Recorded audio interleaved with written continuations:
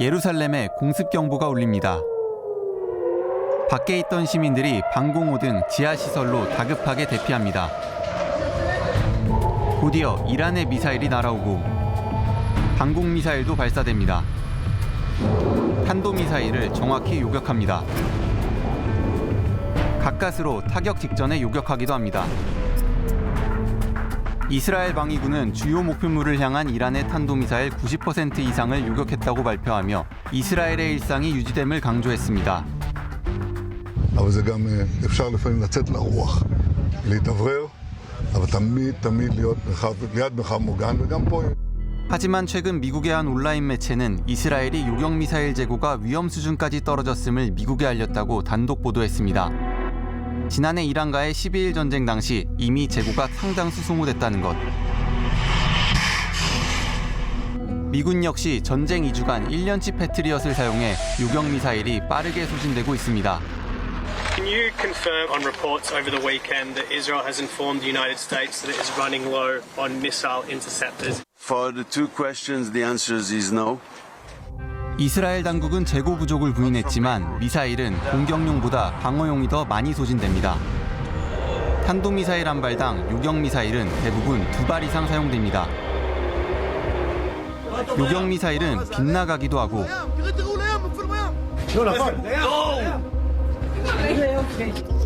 목표물 근처에서 폭발해도 요격에 실패하고 궤도만 바뀌는데 그치기도 합니다. 아이언돔의 요격률이 90% 이상 유지되는 것도 여러 발을 쏘기 때문입니다. 2발로도 부족할 수 있습니다.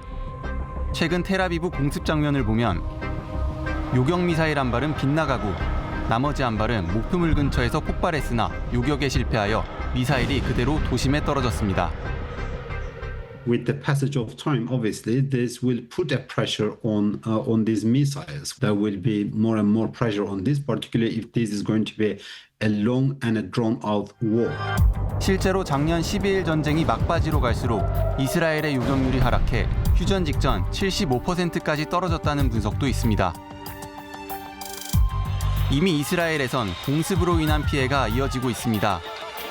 레바논과 인접한 이스라엘 북부 지역은 헤즈볼라가 하루에도 수십 회씩 저가 로켓으로 물량 공세를 퍼붓고 있습니다.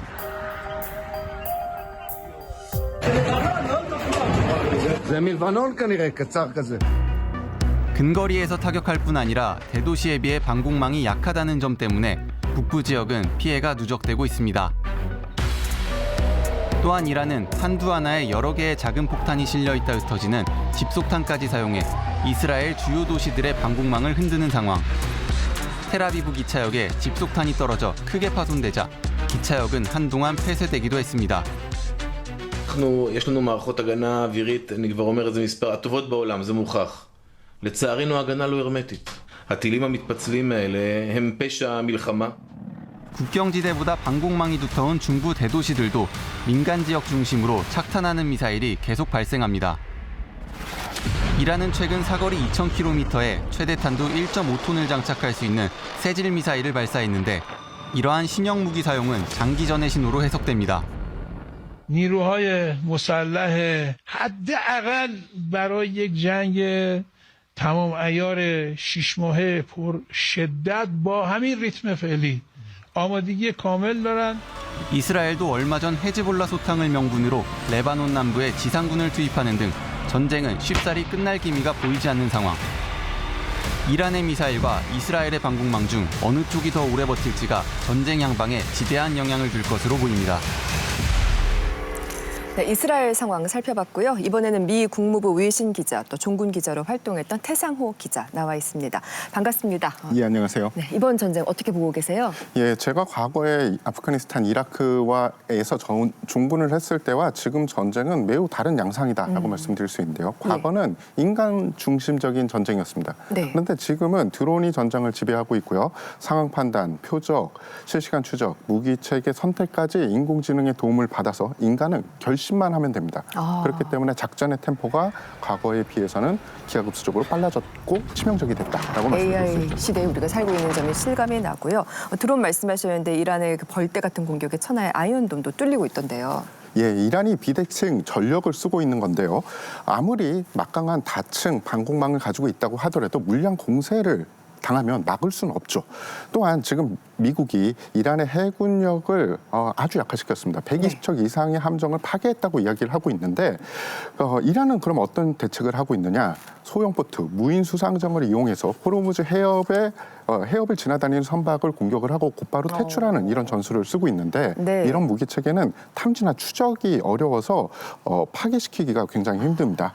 찾기 어렵다. 맞습니다.